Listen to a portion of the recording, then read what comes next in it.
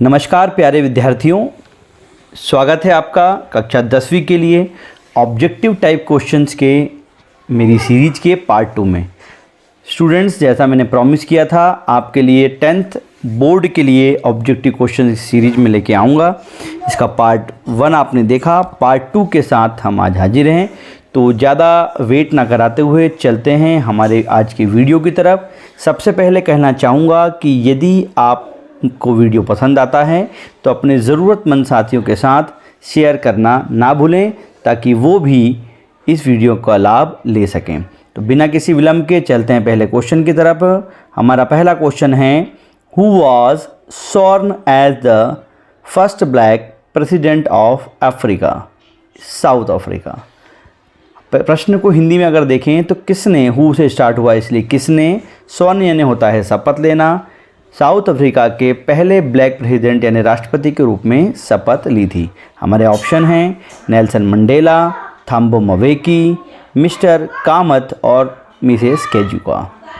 अब आप चाहें तो अपने ऑप्शंस अपने मन में सोच सकते हैं। तो हमने देखा था, चैप्टर में पढ़ा था, तो ऑप्शन नंबर 1 हमारा नेल्सन मंडेला चैप्टर के अकॉर्डिंग सही होता है।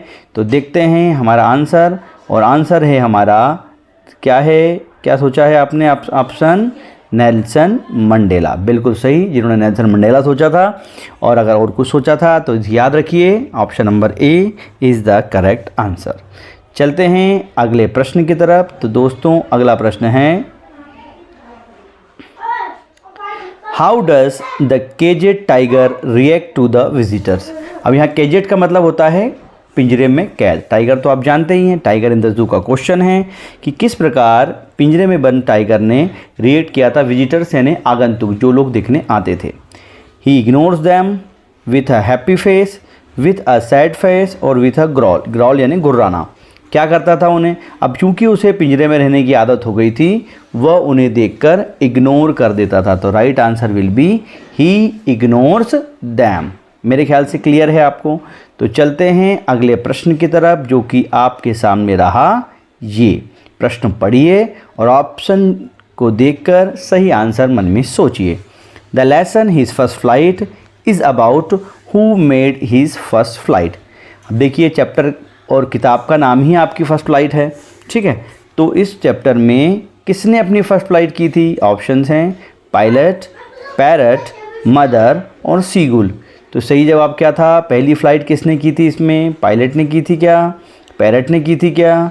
सीगुल ने की थी क्या? तो हमने देखा पूरे चैप्टर में सीगुल उड़ने से डरता है और अंततः उसे अपनी पहली उड़ान भरनी पड़ती है। तो ऑप्शन नंबर डी हमारा सही आंसर हुआ। जिन विद्यार्थियों ने, जिन स्टूडेंट्स ने ऑप्शन डी को सेलेक्ट किया था या चुना था, उन्हें बधाई। और चलते हैं नेक्स्ट क्वेश्चन की तरफ। प्यारे बच्चों, अगला क्वेश्चन है हाउ मैनी। याद रखिए, हाउ मैनी का मतलब होता है कितने, ये संख्या पूछता है, और हाउ मच होता तो वो मात्रा पूछता, कितना, ठीक है। How many brothers did young seagull have. Young seagull के कितने भाई थे? 1, 2, 3 या 4। तो सोचिए अपना आंसर, और आंसर देखने के लिए चलते हैं अगली स्लाइड पे, जो कहती है ऑप्शन नंबर बी यानी कि 2 उसके भाई थे। तो क्वेश्चन था यंग सीगुल के कितने भाई थे? तो आंसर है आपका ऑप्शन बी यानी कि 2। नेक्स्ट क्वेश्चन की तरफ चलते हैं। Who was with the young seagull on the ledge. कि यंग सीगुल के साथ लेज में कौन था? His mother, his father, his brother और ही वॉज अलोन। तो हमने देखा उस समय यंग सीगुल के साथ कोई भी नहीं था, which means option number D he was alone will be the right answer. अब हम चलते हैं अगली स्लाइड की तरफ, जो कि आपके सामने रही। ये देखिए, the women in the control centre looked at the narrator. Control centre में जो वुमेन थी उसने लेखक की तरफ किस प्रकार से देखा था? एंग्रीली यानी गुस्से से, स्ट्रेंजली यानी कि अजनबियों की तरह, हैप्पीली यानी खुशी से, और जॉयफुली यानी आनंद से। तो सोचिए आपका आंसर। जी हाँ, आपने सही आंसर सोच लिया होगा। तो देखते हैं, सही आंसर है ऑप्शन नंबर बी स्ट्रेंजली। तो आई होप ये वीडियो आपको पसंद आ रहा होगा। अगर पसंद है तो दोस्तों लाइक और शेयर करना ना भूलें। चलते हैं अगली स्लाइड यानी अगले क्वेश्चन की तरफ, जो कि रहा ये, what is the special feature of the crocodile. Feature यानी होता है उसका गुण, स्पेशल घटक। क्रोकोडाइल तो आप जानते ही हैं मगरमच्छ, क्या स्पेशल फीचर था, क्या खास बात थी उसमें। Weeps while eating spray, prey यानी शिकार, वीप यानी रोना, वाइल यानी जबकि, ईटिंग यानी खाना। शिकार को खाते समय क्या ये वीप करता था। Happy while eating its prey, prey अपने शिकार को खाते समय खुश रहता था।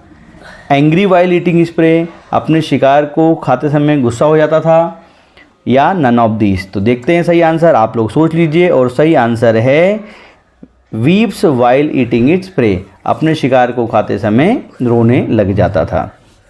अगले प्रश्न की तरफ चलते हैं। अगला प्रश्न है, who smiles while catching there pray. अपने शिकार, ये प्रे की स्पेलिंग PREY होना चाहिए था, खैर कोई बात नहीं।